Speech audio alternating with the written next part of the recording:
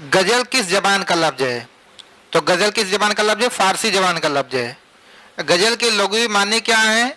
तो गजल के लुग़वी माने हैं हिकायत बयार गुफ्तन, यानी कि यार से बातें करना। तीसरा सवाल है, गजल का पहला हम रदीफ व हम काफिया शेर क्या कहलाता है? तो गजल का पहला हम रदीफ व हम काफिया शेर मतला कहलाता है। चौथा सवाल है, गजल में कम से कम कितने अशार होते हैं? तो गजल में कम से कम 5 अशार होते हैं, जिसमें एक शेर होता है मतला और लास्ट में होता है मक्ता और बीच में 3 अशार का होना जरूरी है। पांचवा सवाल है, शायर के तखल्लुस वाले शेर को क्या कहते हैं? तो शायर के तखल्लुस वाले शेर को मक्ता कहते हैं। गजल में ज्यादा से ज्यादा कितने अशार हो सकते हैं? तो गजल में ज्यादा से ज्यादा 21 अशार हो सकते हैं। अगला क्वेश्चन है, गजल का पहला साहिब दीवान शायर कौन है? तो गजल का पहला साहिब दीवान शायर कुली कुतुब शाह है। गजल की बुनियादी खूबियों में सबसे अहम क्या है? तो गजल की बुनियादी खूबियों में सबसे अहम तअज्जुल है। किसको यासियत का इमाम करार दिया जाता है? तो मीर तकी मीर को यासियत का इमाम करार दिया जाता है। अगला क्वेश्चन है, सवाल है, वली का कलाम सबसे पहले दिल्ली कब आया? तो 1700 में आया, 1700 ईस्वी में। किसने कहा गजल उर्दू शायरी की आबरू है? तो रशीद अहमद सिद्दीकी ने कहा था कि गजल उर्दू शायरी की आबरू है। नेक्स्ट सवाल है कि किसकी गजलों को दिल और दिल्ली का मरसिया कहा जाता है? तो मीर तकी मीर की गजलों को दिल और दिल्ली का मरसिया कहा जाता है। अगला सवाल है, गजल के मुखालिफिन में सबसे बड़ा नाम कौन सा है? तो ख्वाजा अल्ताफ हुसैन हाली का है। किसने कहा गजल से संडास की बू आती है? तो अल्ताफ हुसैन हाली ने कहा था। मीर तकी मीर के कितने दीवान शाये हुए? 6 दीवान शाये हुए थे। वली दकनी का पूरा नाम क्या है? वली मोहम्मद। वली दकनी कब और कहां पैदा हुए? 1668 में औरंगाबाद में पैदा हुए। अगला सवाल है, जदीद गजल का बानी किसे करार दिया जाता है? तो हसरत मोहानी को जदीद गजल का बानी करार दिया जाता है। अगला सवाल है, गजल नीम वहशी सिनफ है, किसने कहा? तो कलीमुद्दीन अहमद ने कहा था। अगला सवाल है, गजल की सरगुजश्त किसकी तसनीफ है? तो अख्तर अंसारी की तसनीफ है। गजलों में सबसे पहले फलसफा किसने पेश किया? मिर्जा गालिब ने गजलों में सबसे पहले फलसफा पेश किया। बादशाह ताजुल के लक़ब से किसे याद किया जाता है? मीर तकी मीर को बादशाह ताजुल के लक़ब से या इमामत ताजुल कहा जाता है। गजल को वकार बख्शने में अहम कारनामा किसने अंजाम दिया? तो वली दकनी ने गजल को वकार बख्शने में अहम कारनामा अंजाम दिया। उर्दू गजल के मेमारों में सबसे बड़ा नाम किसका है? तो उर्दू गजल के मेमारों में सबसे बड़ा नाम अमीर खुसरो का है। क्लासिकी गजल का बुनियादी मौजू क्या हुआ करता था? तो क्लासिकी गजल का बुनियादी मौजू किस्सा, हुस्न और इश्क हुआ करता था। किसने मीर तकी मीर के एजाज शायरी पर मुहर लगाई है? मिर्जा गालिब ने मीर तकी मीर के एजाज शायरी पर मुहर लगाई है। मीर तकी मीर को किस लक़ब से याद किया जाता है? मीर तकी मीर को खुदाए सुखन के लक़ब से याद किया जाता है। शाद का पूरा नाम क्या है? अली मोहम्मद। मीर तकी मीर किस बादशाह अवध के ज़माना में लखनऊ आए? आसफुद्दौला के ज़माने में लखनऊ आए थे। मीर तकी मीर का ताल्लुक किस दबिस्तान शायरी से है? दिल्ली दबिस्तान शायरी से है।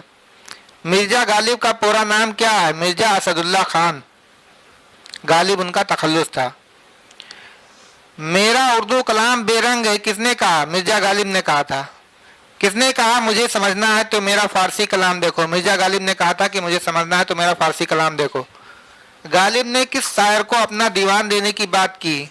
मोमिन को। गालिब ने मोमिन शायर को अपना पूरा दीवान देने की बात की थी।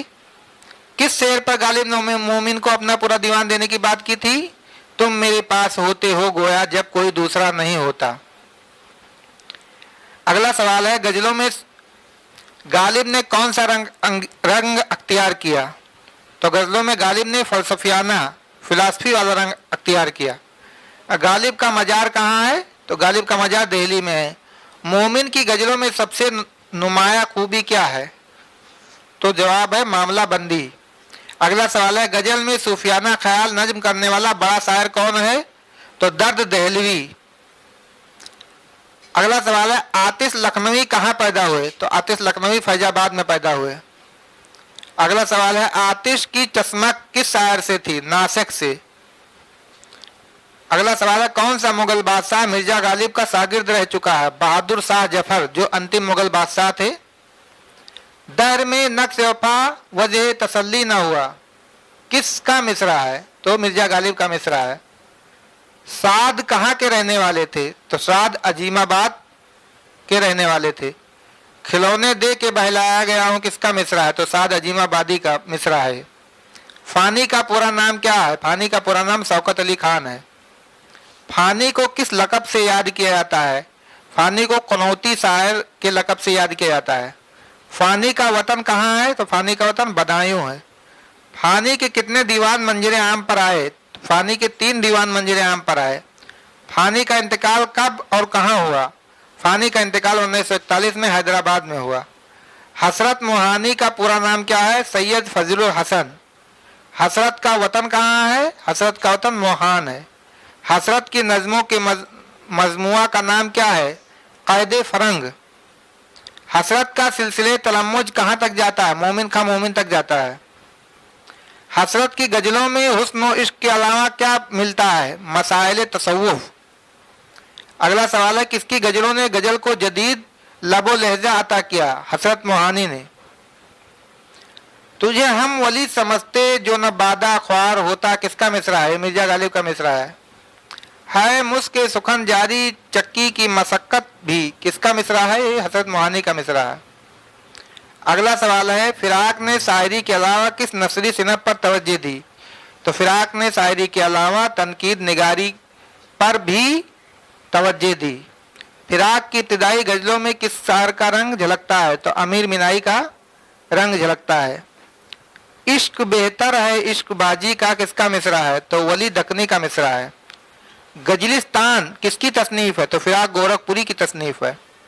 जमाल परस्ती सहापा निगारी और रोमानियत का शायर कौन है? फिराक गोरखपुरी।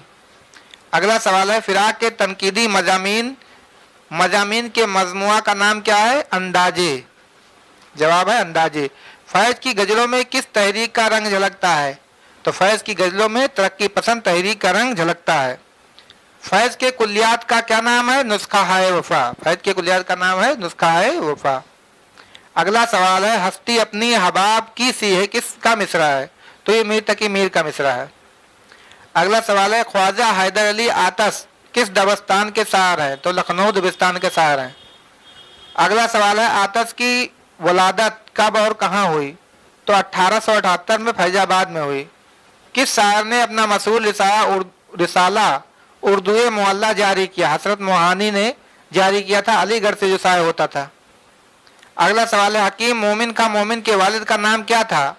हकीम मोमिन खां मोमिन के वालिद का नाम हकीम गुलाब नबी जान था। मोमिन का इंतकाल कब और कैसे हुआ? मोमिन का इंतकाल 1851 में कोठे से गिर जाने के सबब हुआ। बादशाह तअज्जुल किस शायर को कहा जाता है? मीर तकी मीर को कहा जाता है। कौन सा गजल गो है जिसके कलाम में संस्कृत शोरियात का असर सबसे ज्यादा है? फिराक गोरखपुरी। अगला सवाल है मोमिन की गजलों में कौन सी खुसूसियत पाई जाती है? तो इसका जवाब है तारिकुल ख्याल। किसने कहा गजल जितनी बदनाम है उतनी ही मुझे अजीज है? तो रशीद अहमद सिद्दीकी ने कहा था।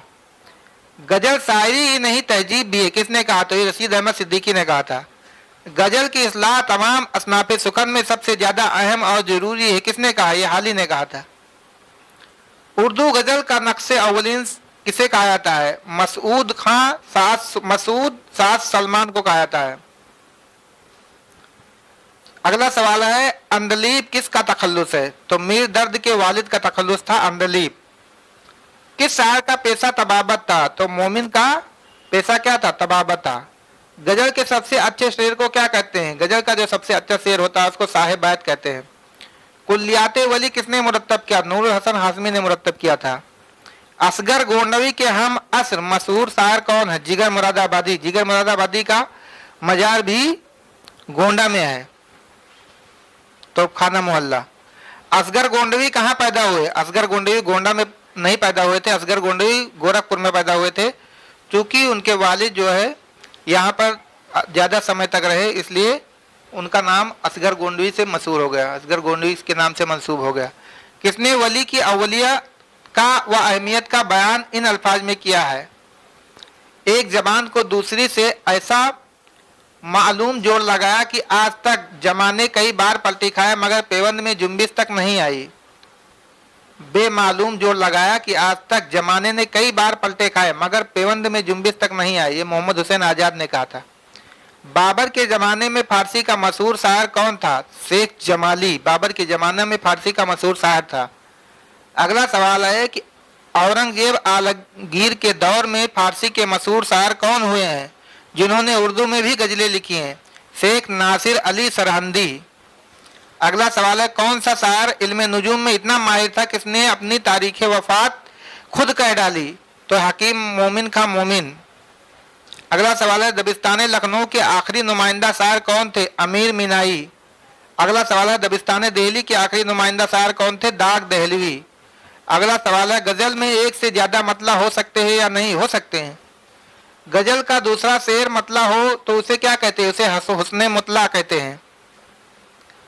गजल मतला और मक्ता दोनों के बगैर मुमकिन है कि नहीं? मुमकिन है। गजल में मतला हो सकता है, हो भी और ना हो।